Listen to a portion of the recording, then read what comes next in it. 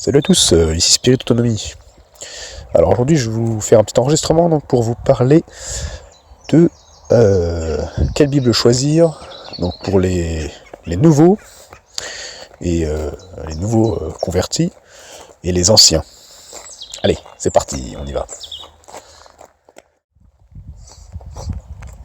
Donc déjà on va voir donc, le pourquoi du comment et l'importance de choisir donc, une version qui nous convient. Donc pourquoi choisir donc une version qui nous convient, comment? En fait déjà il est important de choisir une version qui nous plaît, hein, une version qui nous passionne. Et surtout moi je dirais une version qui se rapproche le plus en fait de la pensée que veut véhiculer la parole en fait, hein, la parole de Dieu. Je rappelle en fait la parole de Dieu c'est la pensée de Christ. Bon, là je vous renvoie sur tout plein d'enregistrements. Donc il est important en fait de prendre une version qui nous plaît. Donc il y a des versions qui sont plus poétiques, d'autres plus littérales, voilà, d'autres qui sont plus, moi je dirais, plus en fait spirituelles, plus imagées. Voilà, donc vous allez avoir par exemple une version poétique, par exemple la Louis II 1910, moi que je trouve poétique, ou voilà, ou après des versions plus littérales comme peut-être Lamartine, et après des versions plus spirituelles, je dirais, ou plus proches également de textes hébraïques, plus imagés, comme par exemple la André Chouraki. Ok, donc maintenant on va passer donc au premier grand chapitre, hein, on va dire. Donc quelle Bible choisir donc pour vous, les nouveaux convertis, ou plutôt ceux qui viennent de naître d'en haut, on va dire. Je rappelle au passage, donc la nouvelle naissance, c'est donc, littéralement la naissance d'en haut, ou même plus donc, en araméen, il dirait être né depuis le commencement. C'est quand vous êtes né en fait dans la réalité de Christ. Quand vous avez pris conscience que Christ habite en vous. Voilà, que vous êtes l'incarnation de Dieu sur terre. C'est ça, naître d'en haut, naître de nouveau, comme beaucoup de traductions disent malheureusement. Ce que je recommande vraiment à tout le monde, en tant que nouveau converti, de manière générale, celle qui est vraiment, je dirais, la must, voilà, si vous voulez pas trop vous compliquer la vie, c'est la Louis II 2007. Voilà, c'est en fait pas nouvelle Bible seconde, c'est vraiment c'est la Louis II 2007, c'est celle qui a 1 euro et quelques là. Je vous montrerai peut-être une photo. Je pense que je vous montrerai une photo à chaque fois de chacune des éditions. Et je vous mettrai des liens aussi dans la description pour pouvoir vous les procurer. Pourquoi cette version? Tout simplement parce que en fait, déjà par son prix, déjà elle est très abordable. Je vous dis, elle est à peu près 1 euro. Et de plus, en fait, elle est, moi je trouve qu'elle est beaucoup plus inspirée. Elle est beaucoup plus inspirée en fait de la pensée d'origine, de la pensée hébraïque et grecque pour le Nouveau Testament. Et surtout en fait, elle utilise des termes qui sont pas compliqués en fait. Vous savez, elle utilise des termes. En plus de ça, il y a également des notes qui sont plutôt pas mal bien expliquées. Vous savez par exemple quand on va vous dire le Fils de l'homme, vous savez pas forcément ce que ça veut dire. Le Fils de l'homme, en fait, c'était un idiome justement. Les idiomes, ce sont des expressions en fait courantes d'une époque et d'un lieu donné. Par exemple, dans chaque région en France, il y a des idiomes. Et ben à l'époque, ils avaient également des idiomes. Les Hébreux, les Grecs avaient des idiomes. C'était des expressions, ok. Comme vous avez des idiomes. Moi, là, actuellement, je suis en Bretagne. Il y a également des idiomes, des expressions en fait. Eh bien, Fils de l'homme, en fait, ça veut dire en fait, en clair, ça veut dire humain. C'était un idiome pour dire simplement l'humain. Ok. Moi, ça, il m'a fallu des années de conversion pour le comprendre. Mais dans des traductions, justement, comme la Louis II 2007, vous le comprenez rapidement, quoi. Ou, je sais pas, moi, où il y a encore... je sais pas, qu'est-ce que je pourrais vous dire d'autre comme autre expression, comme ça... Ah oui, comme quand, par exemple, Paul va vous parler de la chair. Vous voyez, la chair, c'est très abstrait comme terme.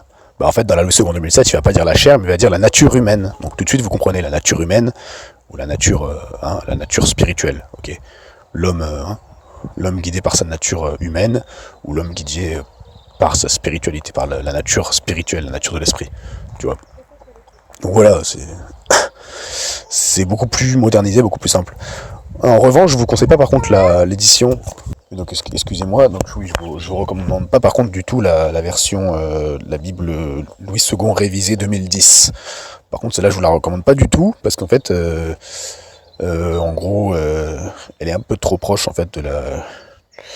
Je sais pas comment expliquer, mais en fait, ils ont voulu faire une espèce de révision, en fait, je crois que la 2007, mais en fait, sont complètement plantés, en fait. Du coup, il y a tantôt des termes, en fait, modernes, mélangés, en fait. En fait, on dirait qu'ils ont mélangé la 2007 avec la 1910, et c'est pas du tout, en fait, ça perd, en fait, le poétisme de la 1910, et enfin, ça fait une espèce de truc fouillis, en fait, c'est vraiment pas beau. Voilà, bon, bref, je la recommande pas. Donc moi, je vous recommande premièrement la Louis II 2007, que je vous mets là, ou alors donc la 1910 qui elle par contre est dans un là où vous allez devoir plus chercher du coup les termes, mais qui est bien plus poétique. C'est plus bien plus agréable à lire, particulièrement. Enfin, les écritures, je recommande pas de les lire. Encore une fois, ça c'est une petite parenthèse aussi que je fais, mais vous allez savoir rien vous apporter en fait de lire ça, de lire la Bible comme un roman. Il faut la méditer en fait, il faut l'étudier et ensuite méditer ce que vous en tirez en fait de la parole de Dieu. La parole de Dieu, je rappelle, c'est pas les Écritures. La parole de Dieu, c'est une personne. Vous pouvez le voir clairement dans Jean 1. On commence par était la parole était avec Dieu, etc. Et elle s'est faite chair. Bref, donc comme le Fils venu du Père. Donc on sait très bien que c'est Christ, la parole de Dieu. Donc voilà, en fait, si vous tirez pas en fait Christ en fait des Écritures, ça ne sert à rien. C'est pour ça qu'il faut les méditer. Méditer, ça veut dire penser sans cesse, ressasser. Dans l'hébreu, c'est clairement c'est ruminer en fait. Comme rumine un ruminant, une vache, un mouton. C'est ruminer vos pensées en fait. Ruminer sans cesse la parole. Ok, ce qui vous a inspiré Christ. Et étudier les textes bibliques. Voilà, donc la parenthèse est terminée. Maintenant, donc, je vais en venir donc, aux deux autres versions que je conseille pour les nouveaux convertis. En fait, c'est donc soit la André Chouraki ou soit la Bible de l'épée. Mais la version que moi, je suis là actuellement en train de réviser, et peut-être, ça m'étonnerait fort, ça m'étonnerait beaucoup que ce soit terminé quand sortira la vidéo, mais bon.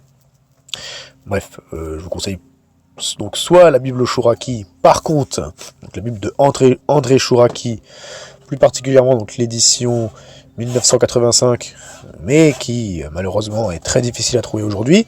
Donc en gros, je vous recommande, enfin mis à part si vous voulez la voir tout le temps, voilà, si vous avez internet, c'est sur l'évangile.com. Oui, donc c'est sur l'évangile.com que vous trouverez l'édition 1985 de la Chouraki. Sinon, vous pouvez, vous avez la dernière édition qui est de 2019.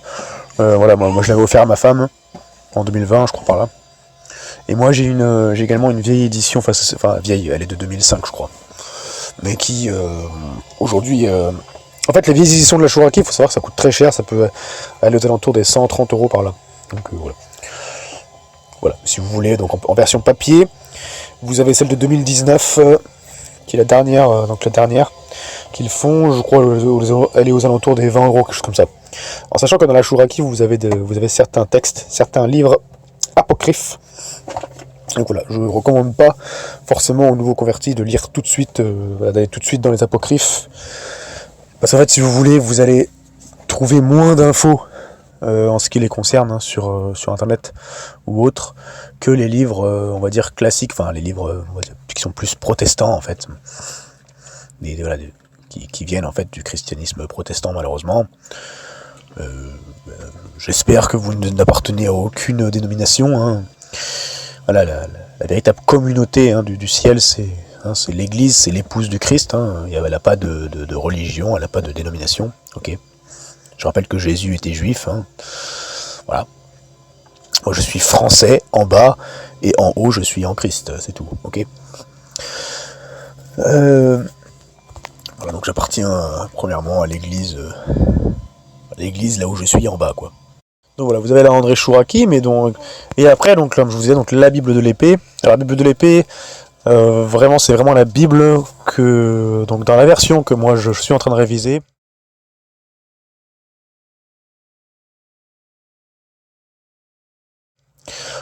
Pourquoi la version que moi je suis en train de réviser? Pourquoi? Parce qu'elle est beaucoup plus proche en fait de la Septante en fait, qui est la version la plus proche des originaux. Et par contre, donc la version de la Bible de l'épée, si en fait vous la prenez, restez dedans pendant au moins 1 an ou 2 afin d'être bien en fait enraciné en fait, hein, voilà, d'être bien familiarisé avec la pensée de Christ, et après peut-être passer à une autre Bible. Voilà. Parce qu'en fait, si vous voulez, si vous par exemple, si vous débutez par la Louis II, que vous faites quelques mois dans la Louis II et qu'après vous passez à la Bible de l'épée, et que vous êtes un tout nouveau converti, vous allez être complètement, ça risque de vous perdre en fait, parce que c'est pas du tout la même, la même pensée. C'est en fait c'est très très imagé en fait la Bible de l'épée, particulièrement dans Genèse. Donc voilà, peut-être que je vous mets quelques extraits en même temps pour que vous voyez à quel point c'est différent d'autres Bibles, la Bible de l'épée. Hein, par exemple, voilà, je vous donne quelques exemples, mais à la place de l'arbre de la connaissance du bien et du mal ou de l'arbre de la vie, ils vont vous dire l'assurance de la connaissance du bien et du mal, voilà. Ils vont vous dire en fait, à la place du jardin en Éden, on va vous dire dans l'expansion de la grâce, l'expansion de sa grâce, hein, choses comme ça, voilà. Ou à la place que par exemple on va vous dire dans Genèse 4 que, comme beaucoup de traductions le traduisent très mal, que Caïn était laboureur, en fait il était serviteur de la terre. En fait Calvin lui, donc Jean Calvin de la Bible de l'épée, va carrément en fait jusqu'à vous dire qu'il était en fait en gros il rendait en esclavage les êtres vivants. Enfin je sais pas le verset exact en tête, mais voilà. Alors que Abel lui en fait il amenait les êtres vivants à la conversion. Donc c'est très très fort quoi. C'est très très extrapolé dans le spirituel quoi. C'est vraiment très imagé on pourrait dire. Et voilà, vous verrez que ma version, moi j'ai déjà présenté dans une autre vidéo. Je vous laisse aller voir par exemple la vidéo qui s'intitulait à la recherche de l'Atlantide là. Voilà, j'en parle à la fin de cette vidéo. J'en parle brièvement de ce projet. Voilà, de toute manière je ferai une vidéo plus détaillée sur le projet voilà, de la Bible de l'épée que je suis en train de réviser. Ok, donc maintenant on va passer au deuxième grand chapitre, donc pour les anciens. Alors pour vous les anciens, donc les anciens dans la foi, en Christ, au-dedans de vous, donc là je vous recommanderais plus donc d'élargir votre horizon, ok, et d'aller peut-être vers des versions que vous n'avez pas l'habitude de voir. Ah oui, quand je parle d'anciens, je parle de gens qui auraient au minimum, je dirais 10 ans au moins dans la foi, 10 même, voire 15 ans, tu vois, de vie intérieure, de la vie cachée du cœur, d'une vie de rencontre avec Christ. Donc voilà, par exemple, si ça fait 10 ans que tu lis ta Louis II, ou que je sais pas moi, ou que tu lis peut-être plus la Bible de Jérusalem, j'en sais rien moi. Donc ouais, voilà, je recommande pas ces Bibles-là, parce que voilà. Ah, ça fait 10 ans maintenant que tu lis ta Louis II 2007 ou ta 1910, comme beaucoup de gens lisent en fait. Peut-être que tu devrais aller par exemple vers des versions comme la Osterwald. La Osterwald en fait particulièrement, donc la Osterwald 1960, c'est la 1971 je crois. Oui, ça doit être ça si je me trompe pas. Je suis quasiment sûr. Non, 91, je sais plus si c'est 71 ou 91. En fait, ce serait la Bible, c'est la Bible la plus proche de la Septante. La Septante, qui est donc la Bible la plus authentique. Parce que c'est la Bible la plus proche, c'est la Bible qui est quasiment à l'exact la version grecque, en fait, des textes originaux, des textes de la mer morte de Qumran, pas des textes massorétiques, attention. Je vous renvoie le pourquoi, les textes massorétiques. Il faut éviter en fait les Bibles qui ont un Ancien Testament qui est traduit à partir de textes massorétiques, parce que ce sont des textes qui ont été modifiés. Bon, voilà, j'explique ça par exemple dans mon préface de ma Bible de l'épée. J'explique tout ça, pourquoi. Voilà, donc ceci étant dit, je vous recommande par exemple donc la Osterwald, si tu connais pas, comme je te disais, donc qui est plus proche de la Septante, ou encore tu pourrais peut-être aller voir donc une Bible qui est plus catholique ou orthodoxe, on va dire, où il y a beaucoup plus de livres. C'est la Tob, la version Tob, je crois qu'il y a plus de 70 livres dedans, je sais plus. Voilà, en fait, les versions en fait qui sont plus, on va dire, catholiques orthodoxes, vous allez avoir en fait ce qu'on a appelé les livres apocryphes ou enfin voilà, ou deutérocanoniques là, qui sont pas comme les protestants diraient, que c'est pas la parole de Dieu. C'est pour ça que ça n'a pas été. Certainement au début, quand j'ai commencé à rencontrer certains frères et sœurs en 2017, voilà, j'ai entendu que c'était pourquoi ils avaient été enlevés les livres deutérocanoniques, les livres apocryphes, parce que ça reflétait pas la pensée de Christ, je sais pas quoi, mais en fait non, c'est pas vrai du tout. Ça, en fait, moi je vous le dis clairement de ce que j'ai découvert. Pourquoi ça nous a été enlevé? Parce qu'en fait, justement, en fait, ça précise en fait des choses que vous retrouvez en fait dans les Bibles protestantes. En fait, ça va vous préciser en fait des choses, par exemple dans l'histoire de David ou de Daniel. Voilà, vous allez avoir des histoires bien plus précises, et surtout en fait, ça a été encore une fois en vue de nous cacher en fait certaines vérités, comme par exemple sur le fait, voilà, sur les géants ou sur la véritable nature de l'univers, par exemple dans les sagesses, dans les sagesses de Salomon, vous avez des petites pépites comme ça, voilà, ou dans le livre d'Enoch. Alors le livre d'Enoch c'est hyper riche, là c'est connaissance remarquable, et quand on se le lire en fait avec l'oreille d'en haut, on voit véritablement Christ dedans. Voilà, quand vous voyez carrément les songes des géants, ou quand Enoch il a été ravi au ciel, enfin qu'on lui a, voilà, un ange en fait lui a montré tout, comment fonctionne la terre, tout ça, avec voilà comment fonctionne la lune, comment fonctionne la terre, comment fonctionne le soleil et tout. Enfin, c'est très très précis. Donc voilà, je vous recommande d'aller lire. C'est la seule Bible d'ailleurs actuellement où il y a en plus le livre d'Enoch, c'est la Bible éthiopienne. La Bible éthiopienne, c'est 85 livres. C'est la Bible la plus gourmande, on pourrait dire. Mais par contre, je crois qu'elle n'existe pas en version française, elle existe que en éthiopien. Et il n'y a pas de version traduite. Et voilà. Et donc en fait, si vous voulez, juste pour finir, donc pour vous les anciens, donc je vous recommande d'élargir vos horizons. Je le rappelle, donc allez voir la Osterwald par exemple, ou la Bible Martin. Je vous recommande pas par exemple la Darby. En fait, la Darby, elle est bien de par sa littéralité, mais le problème c'est que la pensée derrière, c'est que Darby, c'est lui qui est à l'origine des fausses doctrines de l'enlèvement de l'Église, tout ça. C'est lui en fait qui est à l'origine de beaucoup, particulièrement de toutes les fausses doctrines qui tournent un peu là sur les réseaux et tout, ou dans les églises très religieuses, les ADD là. Sur toutes les histoires de la fausse fin des temps, là, tout ce truc là dans le système religieux qui tourne, qui n'a absolument rien à voir avec la parole de Dieu. Je vous renvoie sur toutes les vidéos que j'ai fait, par exemple sur la série de vidéos sur Vous les gens du monde, où j'explique très bien tout ça. Voilà, on est très loin de la pensée en fait, de la pensée biblique, de la pensée christique en fait, de la bonne nouvelle de Jésus-Christ, parce que c'est une bonne nouvelle, ok, c'est pas une mauvaise nouvelle à la base que l'écriture annonce, c'est une bonne nouvelle toujours. Donc je ne vous recommande pas la version de Darby par exemple. Par contre, voilà, allez par exemple voir la Martin, la Bible de Sassy. Je vous recommande pas non plus la Bible, je crois que c'est la Bible des peuples. Je sais plus comment ça s'appelle là, non c'est j'ai oublié le nom, mais enfin bon voilà. Je vous recommande par exemple, voilà, d'aller voir la Osterwald, ou même par exemple dans les évangiles, vous pouvez aller essayer de vous procurer les évangiles en araméen, ou les évangiles de Jeanne d'Arc aussi sont pas mal du tout, par exemple. Voilà, vous pouvez même aller plus loin en fait, prendre par exemple, aller lire l'évangile de Thomas. Il est très très fort l'évangile de Thomas.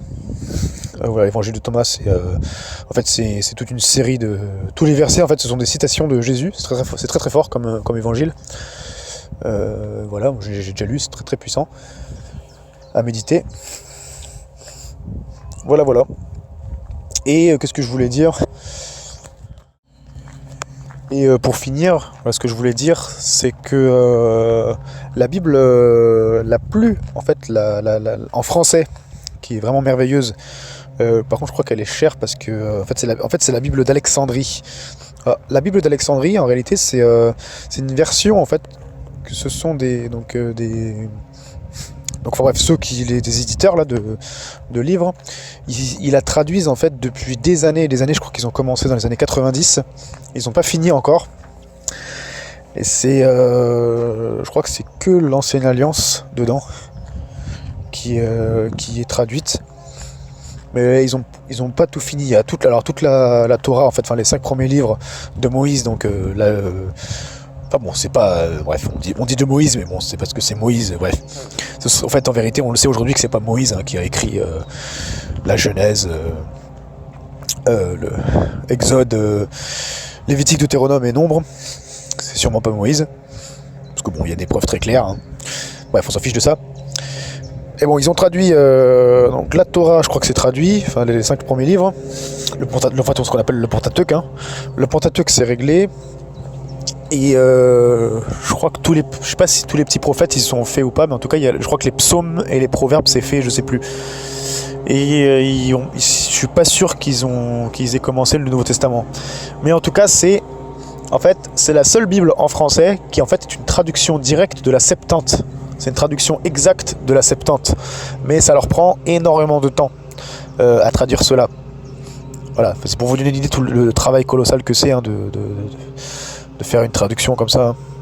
Pourquoi ça leur prend énormément de temps? Parce que en fait, il faut à chaque fois qu'ils s'assurent en fait de l'authenticité et tout ça des textes et tout. Et puis c'est très très compliqué avec voilà tous les. Bref, il y a des droits aussi, des droits d'auteur, je pense. Enfin, il y a tout un tas de trucs à prendre en compte.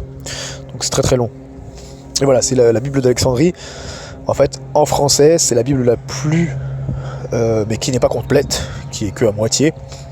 Mais bon, c'est la traduction la plus exacte qu'on a aujourd'hui en français des textes originaux, des textes en fait des manuscrits de la Mer Morte. Sinon, il faut apprendre le grec et acheter la Septante, qui en plus de ça est assez cher. Ou alors je vous recommande une édition, Nouvelle Bible Second d'études. Voilà. Ou sinon, je vous recommande encore mieux. Je pense que c'est même c'est un des must. C'est d'aller lire elle sera gratuite, de manière l'application que je suis en train de créer donc sur la Bible de l'épée, révisée façon Christoconencraft. Voilà. Donc merci de m'avoir écouté, j'espère que ça vous aura été d'un grand conseil. Voilà. Je vous dis, soyez encouragés, bonne méditation, et gardez la foi. Allez, ciao.